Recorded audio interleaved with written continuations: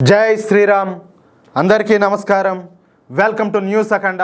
నేను మీ కస్తూరి శ్రీధర్.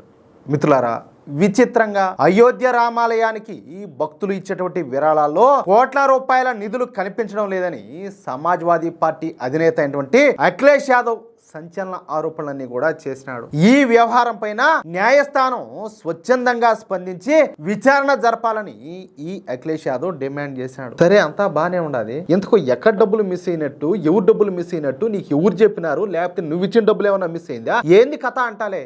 సమాజ్వాదీ పార్టీ అధినేత అయినటువంటి ఈ అఖిలేష్ యాదవ్ తన ఎక్స్ ఖాతాలో ఒక పోస్ట్ పెట్టి అధికార పక్షం పైన, రామ మందిర ట్రస్ట్ పైన తీవ్రమైనటువంటి విమర్శలన్నీ కూడా చేసినాడు. ప్రపంచ వ్యాప్తంగా ఉన్నటువంటి కోట్లాది మంది రామ భక్తులు ఎంతో భక్తి శ్రద్ధలతో ఇచ్చినటువంటి విరాళాల్లో భారీ మొత్తంలో డబ్బు మాయమైందని వార్తలు వస్తున్నాయని అఖిలేష్ యాదవ్ ఆరోపణలు అయితే చేశాడు. ప్రపంచ వ్యాప్తంగా ఉన్నటువంటి కోట్లాది మంది రామ భక్తులు తమ కష్టార్జితాన్ని ఆలయ నిర్మాణానికి విరాళాలుగా ఇచ్చారు. అలాంటి నిధులు మాయం కావడం భక్తుల నమ్మకాన్ని ఒమ్ము చేయడమే అని, ఇంత పెద్ద మొత్తంలో నిధులు మాయమైనట్లు వార్తలు వస్తున్నా రామ మందిర ట్రస్ట్ గాని, కేంద్ర ప్రభుత్వం గాని ప్రజలకు సరైనటువంటి సమాధానం చెప్పడం లేదని చెప్పేసి ఈయన గారు అయితే విమర్శలు అయితే చేశాడు. చెప్తా, ఈయన కథ కూడా చెప్తా.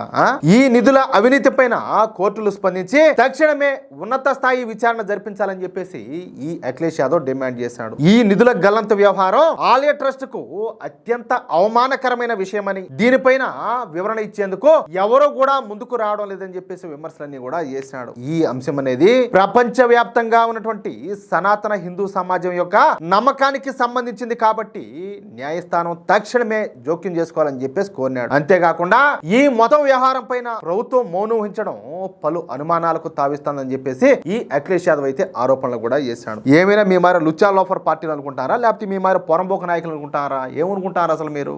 ఏం మాట్లాడుతున్నావు నువ్వు అంటాలే. ఇదంతా కూడా ఒక గూడు పుటాని లాగా జరుగుతోందని, వందల కోట్ల శ్రీరాముల వారి భక్తుల కష్టార్జితాన్ని ప్రభుత్వం అలాగే ఆలయ ట్రస్టీలు కలిసి దిగమింగుతున్నారని చెప్పేసి ఈ అఖిలేష్ యాదవ్ ఒక మనిషి మాట్లాడినట్టు కాదు, అంతకంటే హీనంగా ఏది ఆ కారు కూతలన్నీ కూడా వస్తా తీవ్రమైన ఆరోపణలన్నీ కూడా చేశాడు. నిజానికి మన అయోధ్య రామాలయ నిర్మాణం పూర్తయిపోయి 2 సంవత్సరాలు నిండిపోయింది. ఇక మన అయోధ్య ఆలయానికి కావాల్సిన నిధుల సేకరణ పూర్తయిపోయి 3 సంవత్సరాలుగా వస్తుంది. కానీ ఈ అఖిలేష్ యాదవ్ మాత్రం ఇన్ని సంవత్సరాల తర్వాత ఈ అవినీతి ఆరోపణలు చేయడంతో ప్రజలంతా కూడా ఆశ్చర్యపోతున్నారు. ఇంకొక విషయం చెప్పేదా, అసలు ఈ అఖిలేష్ యాదవ్ నాయన ఎవరా? ములాయం సింగ్ యాదవ్ ఉన్నాడు కదా, ఇదే ములాయం సింగ్ యాదవ్ కరసేవకులపైన కాల్పులు జరిపించి ఎంతో ప్రాణాలు బలి తీసుకున్నాడు.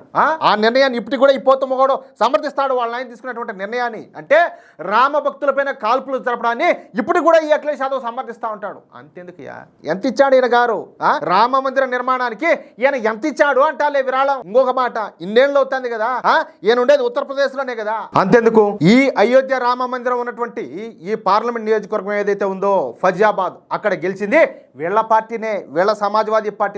కనీసం జనాలకు ఒక్కరవన్న సిగ్గుండాల. హిందువులకు 500 సంవత్సరాల కళ ఏది అయోధ్య రామ మందిర నిర్మాణం అనేది. అలాంటి నిర్మాణాన్ని భారతీయ జనతా పార్టీ ప్రభుత్వం పూర్తి చేసి, అలాంటిది ఈ ఫజియాబాద్ నియోజకవర్గంలో సమాజ్వాదీ పార్టీని గెలిపించినారు. ఏది భారతీయ జనతా పార్టీని ఓడిపించి.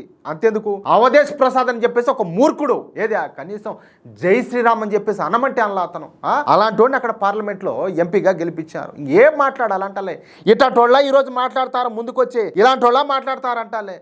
సరే, దీనికి అంతటి కూడా అంటే ఈయన ఈ విధంగా మాట్లాడడానికి ఒక కారణం కూడా ఉండాలి. అదేంటయ్యా అంటే, ఉత్తరప్రదేశ్ లో వచ్చే సంవత్సరం అసెంబ్లీ ఎన్నికలు అయితే జరగనున్నాయి. అయితే ఈసారి ఉత్తరప్రదేశ్ హిందువులు పశ్చిమ బెంగాల్ హిందువులను ప్రేరణగా తీసుకొని గంపగుత్తగా భారతీయ జనతా పార్టీకి ఓటు వేసే అవకాశాలు పుష్కలంగా కనపడుతున్నాయి. అందుకే సమాజ్వాదీ పార్టీ ముసుగులో ఉన్నటువంటి ఈ నమాజ్వాదీ పార్టీ నమాజ్వాదీ పార్టీ అధినేత అయినటువంటి ఈ అఖిలేష్ యాదవ్ ఈ విచిత్రమైన నిర్ణయాన్ని తీసుకున్నాడు. అంటే హిందువులను కన్ఫ్యూజ్ చేయాలా, వాళ్ళని రెచ్చగొట్టాలా, వాళ్ళను ఒక భ్రమలో నడిపియాలా, వాళ్ళని ఎరుపోచి పాలన చేయాలా. అందుకని చెప్పేసి ఈ ఫాల్తుగాడు ఇలాంటి మాటలన్నీ కూడా మాట్లాడుతున్నాడు. ఇక ఈ సమాజ్వాదీ పార్టీ అధినేత అయినటువంటి ఈ అఖిలేష్ యాదవ్ చేసిన అవినీతి ఆరోపణలకు అయోధ్య రామాలయం ట్రస్ట్ కూడా ధీటుగానే స్పందించింది. ఈ విషయం పైన అయోధ్య రామ మందిరం ట్రస్ట్ సభ్యులు మాట్లాడుతూ, నిధులు మాయమైనాయనే వార్తల్లో ఎలాంటి నిజం కూడా లేదని, అవన్నీ కూడా పూర్తిగా నిరాధారమైనవని ట్రస్ట్ జనరల్ సెక్రటరీ అయినటువంటి చంపత్ రాయ్ గారు స్పష్టం చేశారు. ఆలయానికి వచ్చే ప్రతి పైసా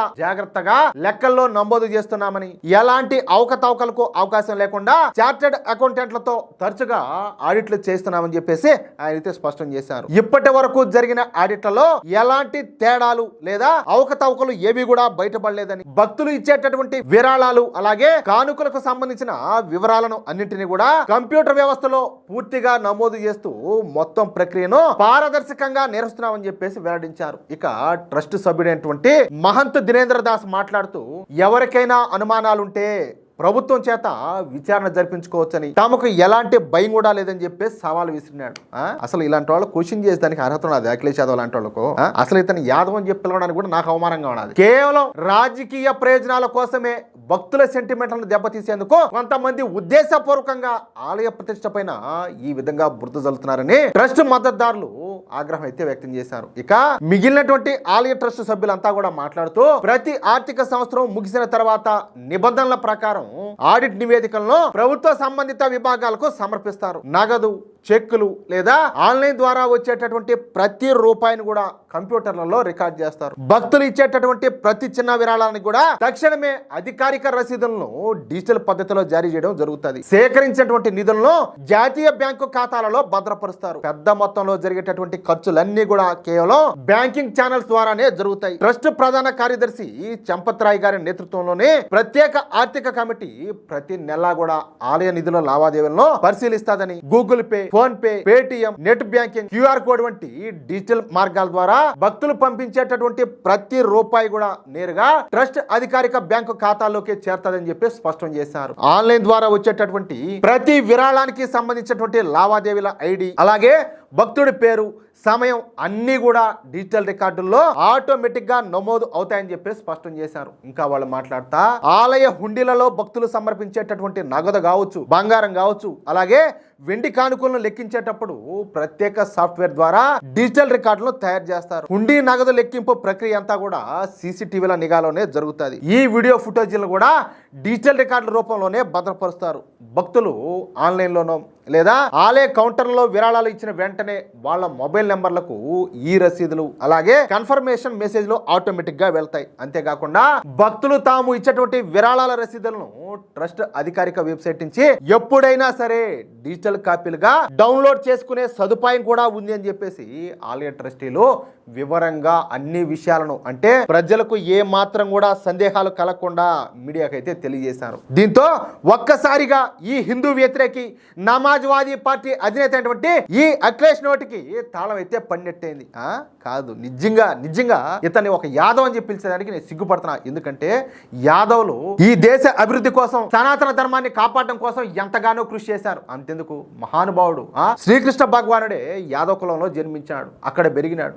ఆయన మహాభారతాన్ని నడిపించాడు. అలాంటిది నువ్వు ఒక యాదవుడిగా పుట్టి ఈరోజు ధర్మద్రోహానికి పాల్పడతావా? సిగ్గుండాదా నీకు అసలు? అంటాలే ముందు నీకు సపోర్ట్ చేసే వాళ్ళకి సిగ్గుండాలా? మిత్రులారా, ఈ న్యూస్ కనుక మీకు నచ్చినట్లయితే వెంటనే ఈ వీడియోను లైక్ చేసి మీ మిత్రులకు అలాగే మీరు ఉన్నటువంటి వాట్సాప్ గ్రూపుల్లోనూ తప్పనిసరిగా షేర్ చేయండి. అలాగే ఈ వీడియో పైన మీ యొక్క అమూల్యమైనటువంటి అభిప్రాయాలను ఖచ్చితంగా కామెంట్ రూపంలో తెలియజేయండి. ఇంకో విషయం ఏంటంటే, ఇంతవరకు మీరు గనక మన ఛానల్ ను సబ్స్క్రైబ్ చేసుకున్నట్లయితే ప్రతి ఒక్కరు కూడా మన ఛానల్ ను సబ్స్క్రైబ్ చేసుకోండి, సపోర్ట్ చేయండి. జై శ్రీరామ్, జై శ్రీకృష్ణ, జై హింద్, భారత్ మాతా కి జై.